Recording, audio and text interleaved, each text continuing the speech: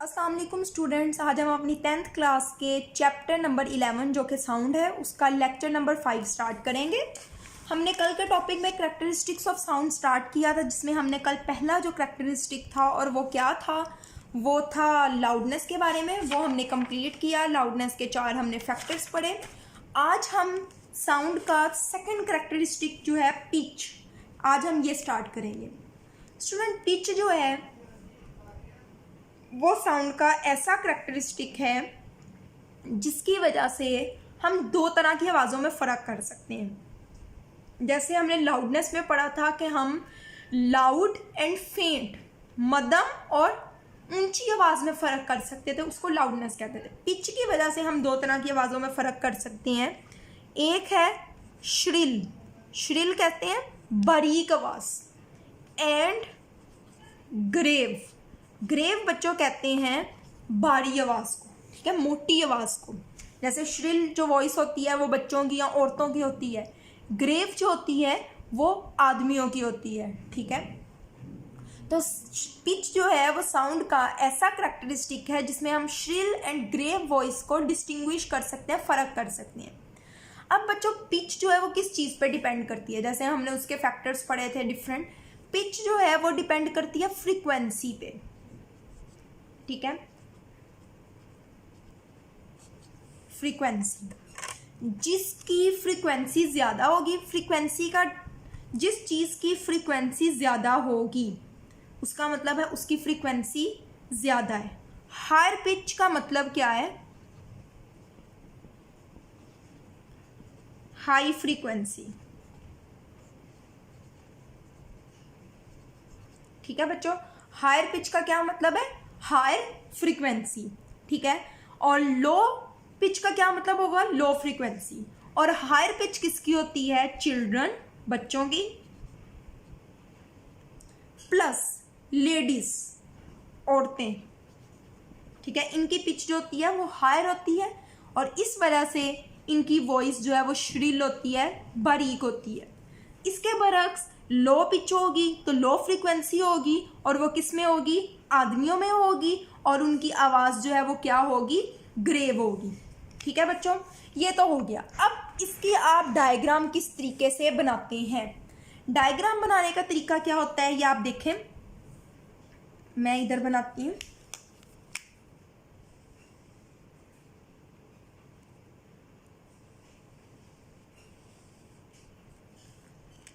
अच्छा बच्चों, ये देखें, यहाँ पे मैं आपको शो करवाऊंगी लो पिच, यहाँ पे जो मैं आपको शो करवा देती हूँ वो मैं हाई पिच शो करवाऊंगी, ठीक है बच्चों। अब आप देख सकते हैं, ये देखें, मैं यहाँ पे जो बना रही हूँ ये ऐसे वेव जा रही है, ठीक है।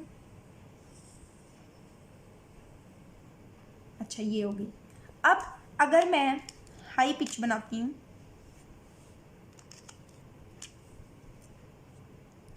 फासला इतना ही रखना है, इतना, ठीक है।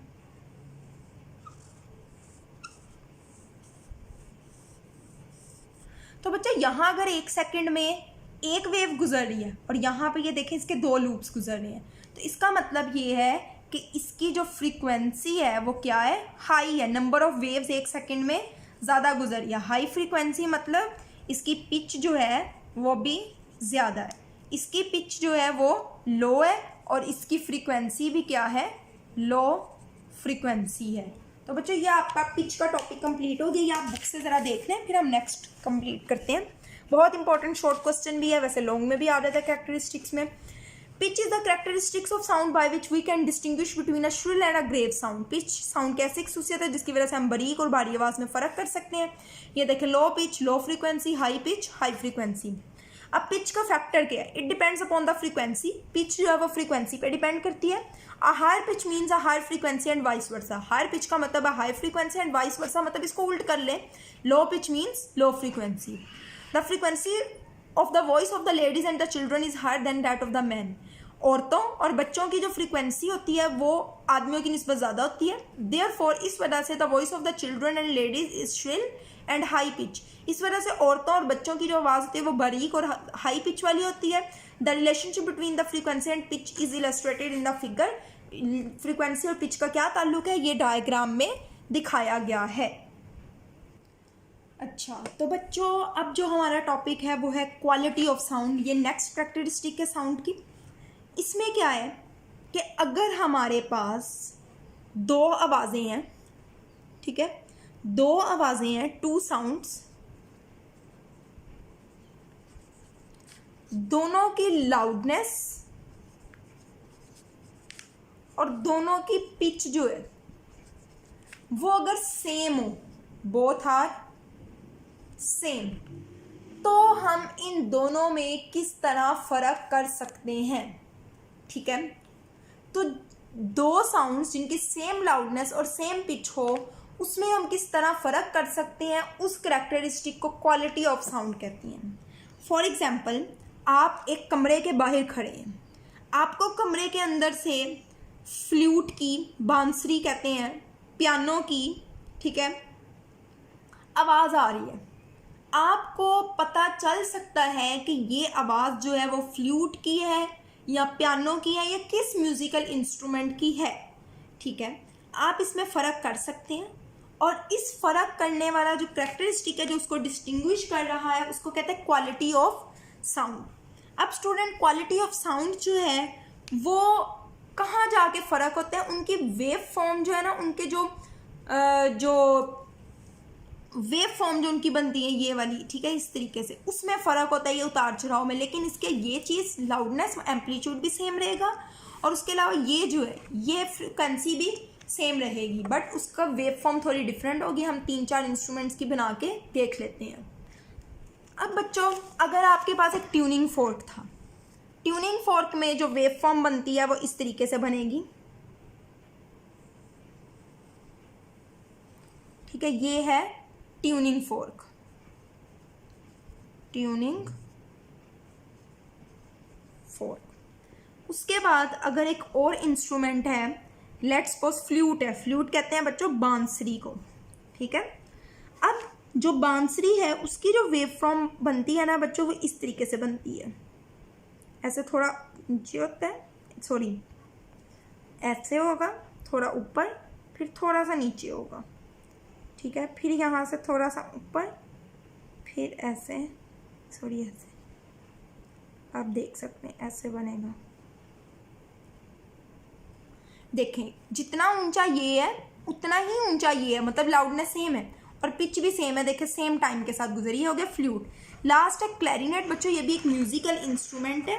ठीक है, इसमें क्या होता है, इसका जो वेव फॉर्म बनेगा वो बनता है इस तरीके से, पहले नीचे होता है फिर ऊपर जाता है,